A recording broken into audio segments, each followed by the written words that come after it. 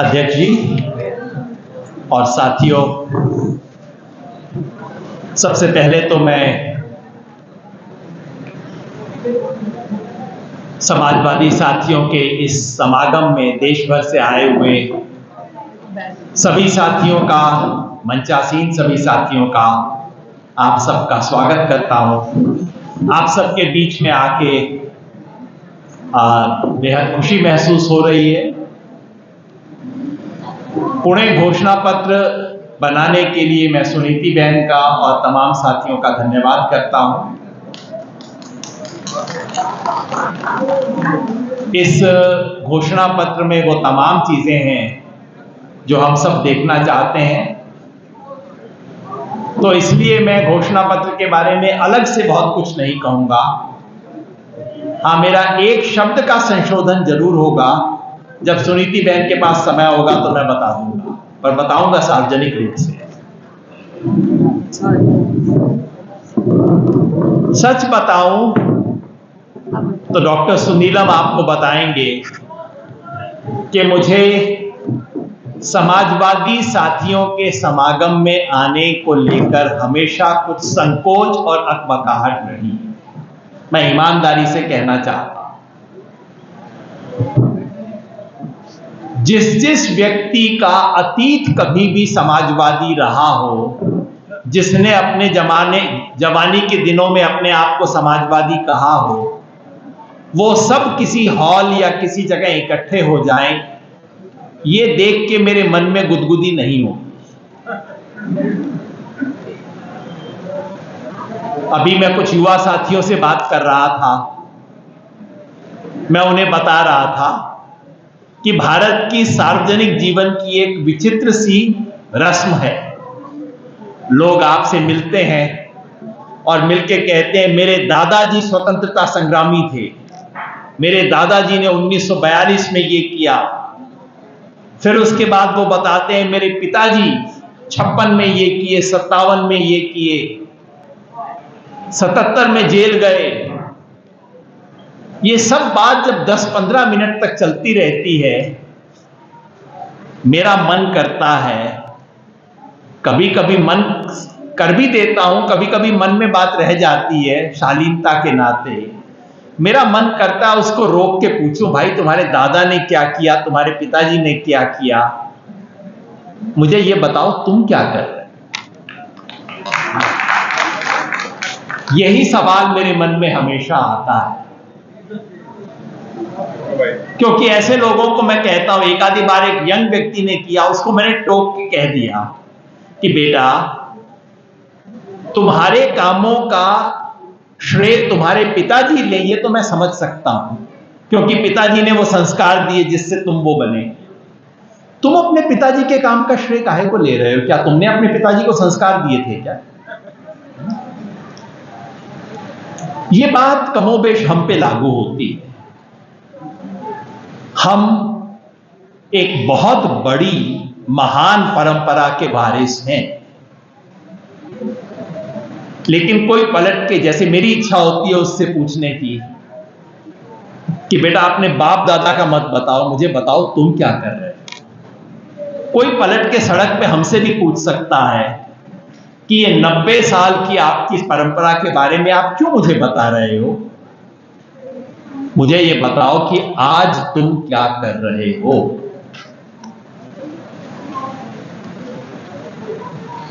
वो 90 साल की परंपरा हमें गौरवान्वित करे, उसकी बजाय इस पे हम थोड़ा ध्यान दें कि हम उस 90 साल की परंपरा को गौरवान्वित करने के लिए क्या कर सकते हैं। आप ये मत समझिएगा कि मुझे उस परंपरा पे गर्व नहीं है। मैं दो बात कह दूं, इस देश में लोकतंत्र को पहले 50-60 साल तक लोकतांत्रिक बनाए रखने का काम जिन चंद शक्तियों ने किया था, उनमें से भारत के समाजवादी थे। नहीं तो इस देश में लोकतंत्र का बंटाधार 15-20 साल के बाद हो जाता। कई इलाकों में वामपंथी आंदोलन ने, हालांकि वो उस जमाने में लोकतंत्र में विश्वास नहीं करते थे, लेकिन उन्होंने भी भारत के लोकतंत्र को लोकतांत्रिक बनाए रखने का काम किया। भारत के समाजवादी आंदोलन ने इस देश के इतिहास के दो सबसे क्रिटिकल जो मोड़ थे की, जिसके लिए आज हम सर उठा के बोल सकते हैं। 1942 में जब इस देश का सारा बड़ा नेतृत्व जेल में बंद हो गया था, समाजवादियों ने औपनिवेशिक विरोधी इस देश का सबसे बड़ा जो विस्फोट था उसको दिशा देने का काम, उसको ऊर्जा देने का काम समाजवादी आंदोलन ने किया। इस बात पे हम फख्र कर सकते हैं। 1975-1977 के बीच इमरजेंसी के खिलाफ लड़ाई इस देश के लोकतंत्र के प्राण को बचाने की लड़ाई थी। हमारे बीच कई साथी बैठे हैं जो 19 महीने वहां लगा के आए। मैं भाई दिलीप सिंह कॉमरेड जी को देख रहा हूं, कई साथी होंगे, मैं नाम गिराने के चक्कर में नहीं पड़ना चाहता। पीछे आनंद जी हैं, राजकुमार जी बैठे हैं, बहुत साथी होंगे भाई। इस देश के लोकतंत्र का प्राण बचाने की जो लड़ाई थी उसमें समाजवादियों की महती भूमिका थी, जिसके लिए हम गर्व कर सकते हैं। इस देश के खास तौर पे उत्तर भारत में जातीय विषमता के विरुद्ध लड़ाई में जो समाजवादियों की भूमिका थी, समाजवादी आंदोलन था जिसने आज अंबेडकर फुले की परंपरा का नाम स्थापित होने से पहले जाति के सवाल पर लड़ाई लड़ी। और अगर उत्तर भारत के एक बड़े इलाके में सामंतवाद का संस्कार टूटा तो समाजवादियों के संघर्ष के कारण टूटा। चाहे बिहार में कर्पूरी ठाकुर हो, चाहे मामा बालेश्वर दयाल हो, इन सब लोगों के काम को हमें सर झुका के नमन करना चाहिए। तो ये मत समझिए कि मैं उस परंपरा में मान नहीं करता, उसका गौरव महसूस नहीं करता। और सिर्फ उनके जमीन के संघर्ष का ही नहीं, सैद्धांतिक रूप से इस देश के समाजवादी आंदोलन ने भारत की चिंतन परंपरा को और पूरे दुनिया के समाजवादी आंदोलन को अनूठा योगदान दिया है। इस आंदोलन के थ्योरेटिकल कॉन्ट्रीब्यूशंस को हम भूल जाते हैं, इसलिए मैं डॉक्टर सुनीलम का फिर धन्यवाद करना चाहता हूं कि उन्होंने ये 2 वॉल्यूम निकाले। ये भारत के समाजवादी आंदोलन के दस्तावेज नामक ये डॉक्टर सुनीलम और हमारे बड़े भाई स्वर्गीय विनोद जी ने जो निकाले थे, किसी भी समाजवादी कार्यकर्ता को पढ़ने चाहिए, क्योंकि समाजवादी आंदोलन ने न सिर्फ भारत के राष्ट्रीय आंदोलन को गहराई दी, उस राष्ट्रीय आंदोलन को केवल अंग्रेजों के खिलाफ मुक्ति के आंदोलन से और गहरा बनाते हुए इस समाज को बहुआयामी तरीके से मुक्त करने के आंदोलन के रूप में बदला। यह एक वैचारिक योगदान था।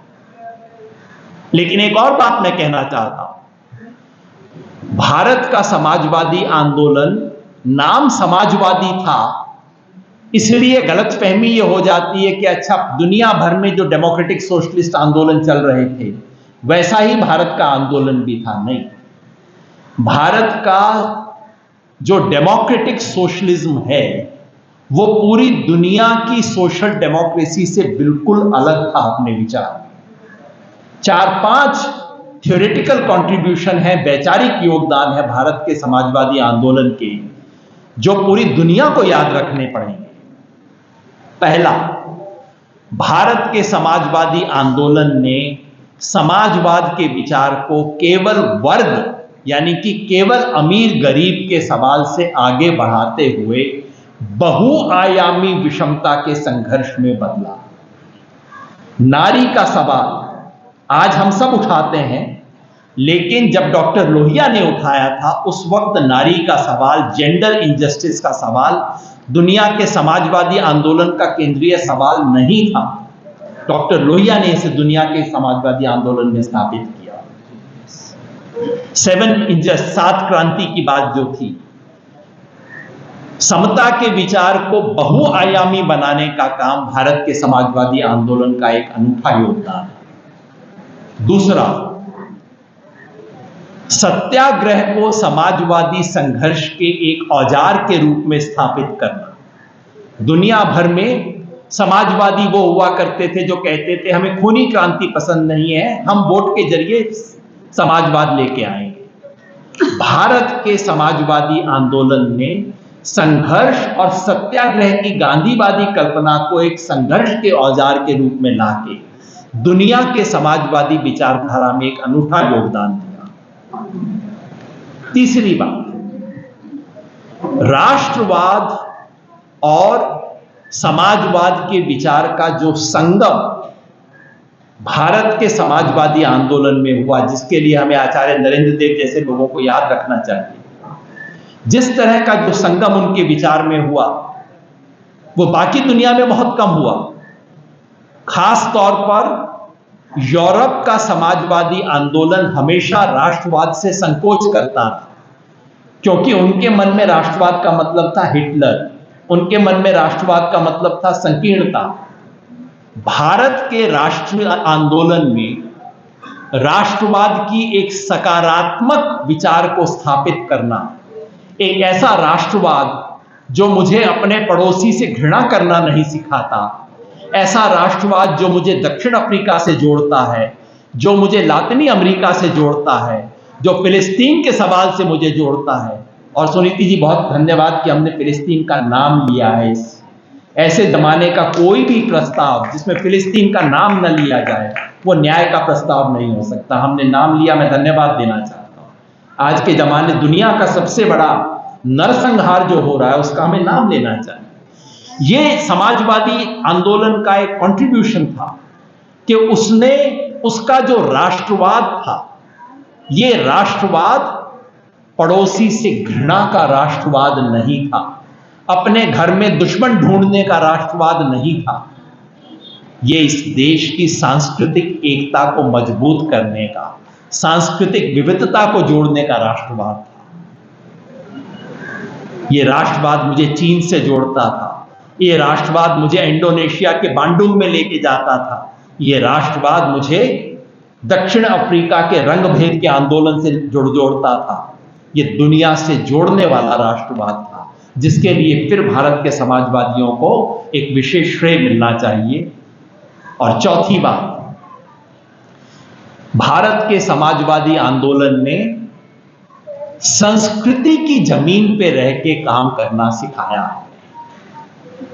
आज हम राष्ट्र सेवा दल के प्रांगण में बैठ के इस सभा को आयोजित कर रहे हैं। राष्ट्र सेवा दल ने जो संस्कार निर्माण का काम किया, संस्कृति के जमीन को छोड़े बिना, लोहिया के नेतृत्व में समाजवादियों ने भाषा का जो सवाल उठाया, ये सब सांस्कृतिक राजनीति है। एक गहरी सांस्कृतिक राजनीति भारत के समाजवादी आंदोलन ने स्थापित की, जो कि केवल यूरोप मुखी आंदोलनों से अलग थी। राम मनोहर लोहिया के लिखने से पहले दुनिया भर का समाजवादी आंदोलन कुल मिलाकर यूरोपीय दृष्टि का शिकार था। राम मनोहर लोहिया ने पूरे दुनिया के समाजवादी आंदोलन को यूरोसेंट्रिक विचार से मुक्त किया, और उसकी एक बुनियाद थी सांस्कृतिक राजनीति एक नए तरीके की खड़ी करना। मैं इस पे 1.5-2 घंटा बोल सकता था, लेकिन मैं सिर्फ इतना कहना चाहता हूं, समाजवादी आंदोलन की राजनैतिक उपलब्धियों, उसके संघर्ष की उपलब्धियों, उसके विचार की उपलब्धियों में मुझे भी उतना ही गर्व है जितना हम सबको है। मेरी अपनी मान्यता तो ये है कि आज इस देश में जो संकट है, उस संकट का मुकाबला करने के लिए जो विचार हमें चाहिए, वो विचार मुख्यतः हमें भारत की समाजवादी परंपरा से ही मिल सकता है। तो इसलिए मुझे बहुत गर्व है। लेकिन जैसा मैंने कहा, मैं दादा और पापा और चाचा की बात नहीं करना चाहता, मैं अपनी बात करना चाहता हूं। वो समाजवादी होने का आज क्या मतलब है, आज इस देश में कोई सामान्य खतरा नहीं है। एक 1942 की घड़ी थी, एक 1975-76 की घड़ी थी, और वैसे ही तीसरी घड़ी में आज हम जी रहे हैं। मैं तो युवाओं से मजाक कर रहा था थोड़ा दिन पहले। मैं कह रहा था हमें तो मोदी जी का धन्यवाद करना चाहिए। 1942 में तो हम पैदा ही नहीं हुए थे। इमरजेंसी के दौरान वो पैदा नहीं हुए होंगे, हम जैसे पैदा तो थे लेकिन हम बच्चे थे, हम कुछ कर नहीं सकते थे। तो जीवन भर कसक रही कि अरे देखो सबसे इंपॉर्टेंट मौके तो मिस हो गए हमारे से। तो हमें तो मोदी जी का धन्यवाद करना चाहिए कि उन्होंने इस देश की सेवा करने का एक मौका हमें उपलब्ध करवाया। आज इस देश के सामने संकट उससे भी ज्यादा बड़ा है। 1942 में हमें यह पता था अंग्रेज जाएंगे, देर सवेर की बात है, मगर जाएंगे तो निकाल तो देंगे। 1977 में खतरा केवल लोकतंत्र का था। आज इस देश की जड़ पर हमला हो रहा है। आज इस सभ्यता और संस्कृति की बुनियाद पर हमला हो रहा है। आपने जिस आइडिया ऑफ इंडिया का जिक्र किया, आज उस आइडिया ऑफ इंडिया पे हमला हो रहा है। इससे बड़ा खतरा कोई हो नहीं सकता। और इसलिए आज के समाजवादी का एक ही धर्म हो सकता है, अपनी पूरी ऊर्जा के साथ तन मन धन विचार जो कुछ भी हमारे पास है सबका इस्तेमाल करते हुए अपने आप को, अपनी विरासत को, अपने साधनों को, सबको पूरी तरह से झोंकते हुए इस वक्त देश को बचाना हमारा एकमात्र धर्म हो सकता है और कोई धर्म नहीं। इसी से जुड़ा मेरा एक छोटा सा सुझाव है, आप देख लीजिएगा। वो एक उर्दू की गजल है, किसी का नाम लो बेनाम अफसाने बहुत से। तो बाकी बहुत नाम ले, मेरा आग्रह नहीं होगा। बाकी सब तो नाम आपने लिए भी हैं और किसी का नाम लिया जाए मेरा आग्रह नहीं होगा। लेकिन आज इस देश में जो सबसे बड़ा खतरा है उसका एक नाम है, और वो है भारतीय जनता पार्टी और आरएसएस। इसका नाम लिया जाना चाहिए। जब तक हम इसका नाम नहीं लेंगे तब तक बात थोड़ी अमूर्त रहेगी। बाकी किसी का, जैसे फिलिस्तीन का नाम लिया है ना हमने, इसमें गजा में जो हो रहा है, वैसे बीजेपी आरएसएस का नाम लिया जाना चाहिए, क्योंकि आज इस देश की बुनियाद पर सबसे बड़ा हमला वो हो रहा है। इसका प्रतिकार करना समाजवादी का पहला धर्म है, और जो इसका प्रतिकार नहीं करता उसे समाजवादी कहलाने का कोई हक नहीं। अब ये कड़वी बातें हैं, सही भी है, किसको गलत भी लगेगी, मैं जानता हूं कुछ मित्रों को गलत लगेगी। इसीलिए मैं किसी भी समाजवादी जमावड़े में जाने से पहले चेक कर लेता हूं ये सभी समाजवादी कहलाने वालों का है या जो आज समाजवादी होना चाहते हैं उनका जमावड़ा है। तो आज इस धर्म को हम कैसे निभा सकते हैं? 3 स्तरों पर हम इस धर्म को निभा सकते हैं। समाजवादी का जो धर्म है, जैसे 1942 में इस देश को बचाना हमारा धर्म था, 1977 में इस लोकतंत्र को बचाना हमारा धर्म था, आज इस सभ्यता की विरासत को बचाना समाजवादियों का धर्म है। और इसके लिए 3 काम करने होंगे। पहला, सत्ता राजनीति का काम। सत्ता राजनीति से गुरेज हमें कभी रहा नहीं है। आज हमारी ऐसी शक्ति नहीं है कि समाजवादी खुद सत्ता में आ जाएं, और कोई भी पार्टी अपने आप को समाजवादी कह ले उससे वो समाजवादी हो नहीं जाती। या वो लोहिया जी की तस्वीर लगा ले तो वो भी कोई समाजवादी हो नहीं जाती। लोहिया जी की तस्वीर आजकल सब लोग लगाना शुरू कर चुके हैं। इस देश के प्रधानमंत्री भी 2-4 महीने में एक बार लोहिया जी का नाम ले लेते हैं। मेरे विचार से समाजवादी का सत्ता राजनीति में मतलब आज समाजवाद की राजनीति का होगा लोकतांत्रिक चुनाव की राजनीति के जरिए इस देश के संवैधानिक सत्ता पर काबिज भारतीय जनता पार्टी और उसके सहयोगियों को लोकतांत्रिक तरीके से सत्ता से उतारना इस देश के समाजवादियों का पहला काम होना चाहिए। मैं जानता हूं मेरे कई साथियों को बुरा लगेगा, लेकिन अगर वो बातें मैं ना कहूं तो मैं जाके अपने आप को कोसूंगा बाहर जाके कि तुमने क्यों नहीं बोली, सिर्फ दोस्तों की आंख देख के शर्म कर ली, तुमने सच नहीं बोला। दाएं बाएं किसी किस्म का बहाना बना के जो अपने आप को समाजवादी कहने वाले लोग आज बीजेपी की गोदी में बैठे हैं, ये समाजवाद के नाम पे धब्बा है। और अगर हम समाजवादी लोग इससे प्रायश्चित करना चाहते हैं तो एक ही प्रायश्चित है, अपनी पूरी ऊर्जा लगा के इस वक्त हम जैसे जनता पार्टी को जिताने का काम किया था, जनता पार्टी में तमाम तरह के लोग थे, आज उसी तरह से पहला काम है सत्ता राजनीति का। 2029 को मिशन बना लीजिए, 2029 तक लोकतांत्रिक वोट के औजार के माध्यम से भारतीय जनता पार्टी की सरकार को इस देश के संविधान तोड़ने की कुर्सी से नीचे उतारना हमारी प्राथमिकता होनी चाहिए, नंबर 1। नंबर 2, सत्ता की राजनीति एकमात्र राजनीति नहीं है, संघर्ष और सड़क की राजनीति उससे ज्यादा महत्वपूर्ण है और वहां हमारी भूमिका उससे ज्यादा बड़ी हो सकती है।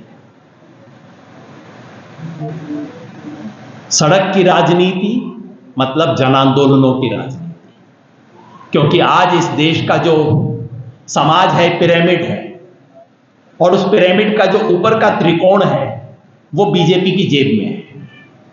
वर्ण के हिसाब से, वर्ग के हिसाब से, धार्मिक समुदाय के हिसाब से, और जो नीचे का हिस्सा है बॉटम ऑफ द पिरामिड, वो इस देश का दलित है, आदिवासी है, पिछड़ा है, महिला है, मजदूर है, किसान है, ये सब लोग बॉटम ऑफ द पिरामिड है। बॉटम ऑफ द पिरामिड की राजनीति करना, उनके आंदोलन करना, उनके संघर्ष में जुटना हमारा दूसरा बड़ा काम है।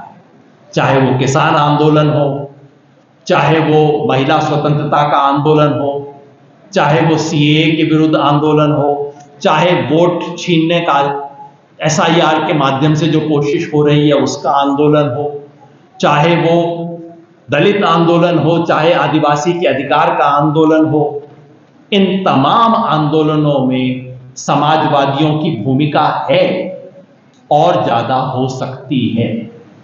तो दूसरा, तीसरा और अंतिम काम जो हम कर सकते हैं, छोटी सूची रखता हूं, वो है सांस्कृतिक आंदोलन। तो पहला सत्ता का, दूसरी सड़क की लड़ाई, तीसरी समाज और संस्कृति की लड़ाई। सच बात यह है कि आज अगर बीजेपी सत्ता में है, अगर आज आरएसएस अपना 100वां जन्म दिवस इस देश की संवैधानिक सत्ता पे बैठ के मना सकती है, उसका कारण यह है कि हम सब लोग एक वैचारिक लड़ाई हारे। इस बात को ईमानदारी से कबूल करना चाहिए।